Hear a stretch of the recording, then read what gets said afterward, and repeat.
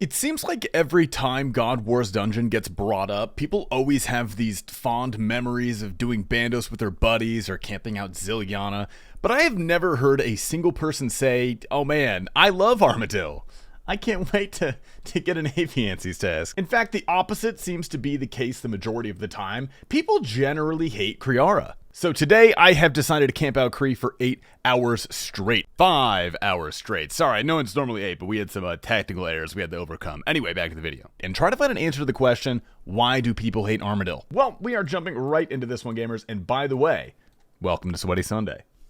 So the first thing you're going to notice is that we're doing this kind of weird method where I keep clicking between the minion and the boss with my Chinchompas equipped. Now, many of you probably know what this is, but for the uninitiated who have not done Kree, this method is actually pretty interesting. See, when you actually attack something with Chinchompas, the damage rolls off of whatever target you are actually attacking, which in this case is the minion because it has much lower defense than Kriara herself. This makes us hit a lot more. Now, Chinchompas also explode and deal AoE damage onto the surrounding targets, which in this case is going to be the boss. So, why don't we just target the minion and call it a day? Well, if you're not targeting Kriara, she has a chance to melee you, which does quite a bit of damage. So this method is really gigabrain. We target Kriara as long as possible so she won't melee us, and then we switch to the minion at the exact tick that we attack. Now that's the best of both worlds because we get the damage roll off of the minion with lower defense, and Kriara does not melee us. GG no re. Now, real quick, we have two things. I would of course like to announce the winner of the previous Sweaty Sunday. RSN, give me your beer, congrats to you, add me in-game to collect your prize. If you want a chance to win this week's loot, like the video, subscribe, leave a comment with your RSN, and the boss you'd like to see next. And also, before we go any farther, I want to introduce the sponsor of today's video, which is HelloFresh. Now, HelloFresh is a service that I've actually used before, totally unsponsored, and I really enjoyed it. So when they approached me, I pretty quickly said yes. Now, HelloFresh is America's #1 meal kit service that sends fresh and pre-portioned ingredients directly to your house. That way you can cook your own delicious food without a lot of the conventional hassle that comes with shopping and meal planning and finding recipes and all that. Now, the absolute best thing about HelloFresh is that the food is genuinely really delicious, and in my opinion, nothing beats a home-cooked meal, and having everything completely ready for you, recipe and all, just makes it super easy. On top of that, there are a massive amount of recipes to choose from, including vegetarian, fit and wholesome, and even pescatarian, so check them out and I guarantee something will catch your eye. Another one of the hugely important benefits is just the raw amount of time that I'm saving with this. I consider myself a decent cook, but planning out meals and buying all the right amount of ingredients and making sure I don't waste anything is kind of a giant burden. So the pre-portioned ingredients are huge and one of my favorite aspects of the program.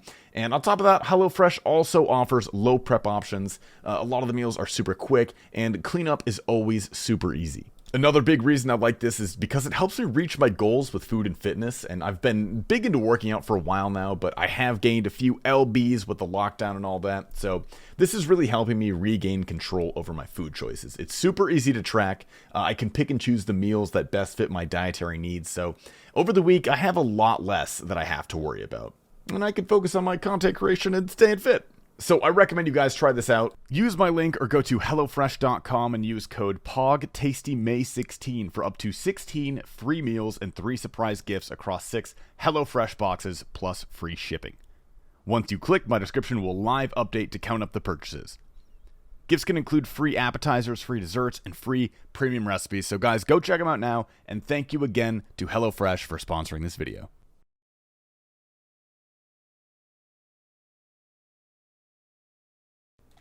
Oh. Well, that's not good. Oh, that's a lot of chins. Oh, dude. Oh, dude. God damn. Oh, no. I'm gonna come hot out of the gate here with a bit of an unexpected opinion. I don't hate it. I mean, I don't like it. Let's not get ahead of ourselves, but as I get better at this boss, I dislike it less and less. Now, I don't have a particularly large amount of KC here.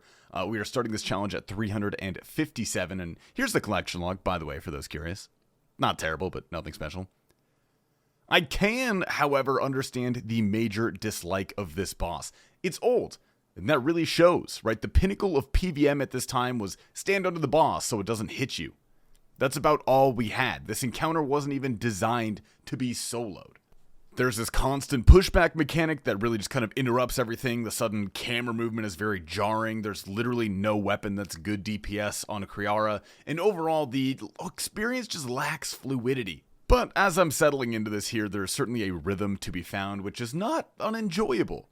Anyway, I do have a long day ahead of me, so I'm gonna shut up and click. Oh, hey, yo. Armadillo helmet, we take those. That's actually a collection log slot, which, cool. I'll take that. Be nice if we could complete this log before the end of the task. That is a good start. We're like 4 kills in, I want to say. 5 kills? No, it's probably more than that. It's almost 10 kills. Whatever. Nice. Well, that's a shard too. Sit the fuck down, T-Papa. Alright, first trip is down here, which went pretty solid, got a helmet and a shard, but this is bringing me to my next group of thoughts on this boss, which unfortunately is also negative. Being a God Wars boss, you do need to tackle the issue of getting room KC, and this is one of the unfortunate ones, along with Saradomin, that it's not really worth to kill the things outside. Your time is much better spent gathering ecumenical keys in the wilderness. Now, I've never enjoyed the KC mechanic of God Wars. It really breaks the experience into 2 different segments that I don't feel really complement each other. I know it has its lore reasons and the drop rates and everything are kind of all balanced around this, but honestly, if this didn't exist, it would bring this boss from a 5 out of 10 to like a 7 out of 10 for me. Also, just a random side note, the mechanic of grappling across the pit is kind of an annoying exercise in inventory management. It doesn't add much to my enjoyment of the boss, but I suppose it adds flavor. I mean, it's minor things in the end, but as I have discussed in my other videos that are critical of encounters, like my next video, it tends to be the little things that all add up. Anyway, back to the KC requirement. This does have a compounding effect, because getting keys is a relatively time-consuming process. God bless the Grandmaster at CAs, by the way. Your trip length here is very important.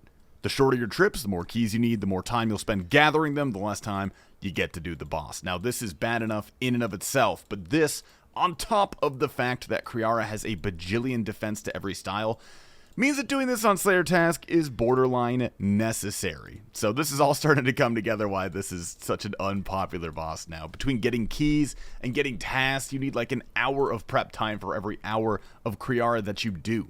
Oh, and real quick, speaking of Slayer tasks, guys, this is the gear that we are bringing in, which of course is the Slayer helm. We have max range, we have a buckler. I really just follow what's on the gear Discord. I will link that in the description if I remember. That's hugely helpful for bosses like these. But anyway, that is the summation of my thoughts so far. I'm going to keep killing this guy and pray for some loot. I'll update you guys soon. Oh no, not again, bro. Oh, dude, every single trip, I look away for 1 second, bro. Oh, God, I hate this boss so much. Okay, well, at the end of this video, I'm gonna calculate the amount of chins that I have lost, and we'll do a little for fun price check at the end of that one. But not all is lost, because that was actually the end of my task. I did like 10 or so kills off task there. So I'm gonna go hunt other tasks, see if we can get something, and head back in before I get too tilted. Finally, my God. Okay, so if I did my calculations correctly, this should be our last task. Oh, yo, I got a help puppy. Dude, hell yeah. Congratulations on making it to YouTube, Mr. Mark Donald. Congrats on the help puppy.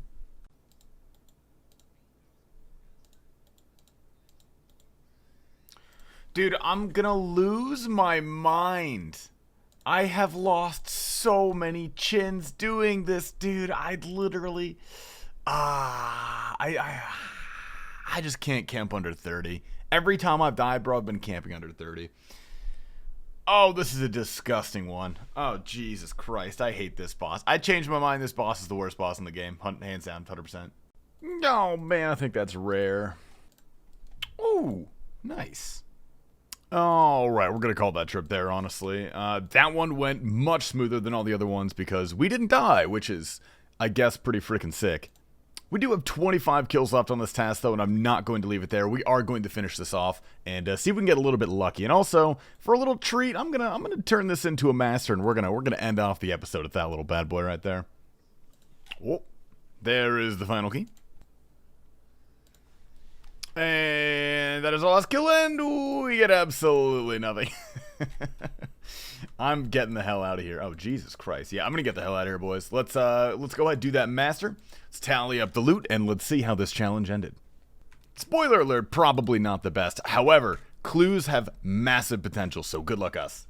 Alright, beautiful, quick and easy. Now, for everyone's favorite portion, the math. We got exactly 110 kills, which is 22 kills per hour over the course of 5 hours, so not the greatest, and the wiki actually does not have a money-making guide of this boss. But with some quick math, we can figure out that the expected value was 28 million GP. So that's our target we have to beat, boys. And look at this price check. Oh man, did we beat it? No. No, we didn't. If we got the top of the bottom, we would have beaten it. But, alright, that's not it, because I'm going to include this master casket, because YOLO, I just want to see if this is going to be good. If we do happen to get the pet, I'm going to be pretty pissed off, because I've been hunting this pet on stream for like 1.5 years, but Godspeed to us. Give us something nice to finish off this sweaty Sunday, please, please, please, please, please, please, please. Ugh. Alright gamers, that is it. Thank you. I love you all. Please remember to stay tasty. And also, I kind of want to revisit some of the God Wars bosses in the future with the boosting method that I did at Corp. So if you guys are interested in seeing something like that, comment down below. Let me know. I am willing to spew money on that if the people would like to see it. Alright, thank you guys. Stay tasty. Don't even think for a second, nigga, you might need a moment. You were only given one shot like a buzzer beater, but you stoned it. Brick house, brick house, brick house, brick house. 11 bricks at the studio, here's a brick on the house, here's a brick on the house. Yeah, you know they're coming quick, just like SWAT in the drug bust, but I'm slick, bitch, call me Rick.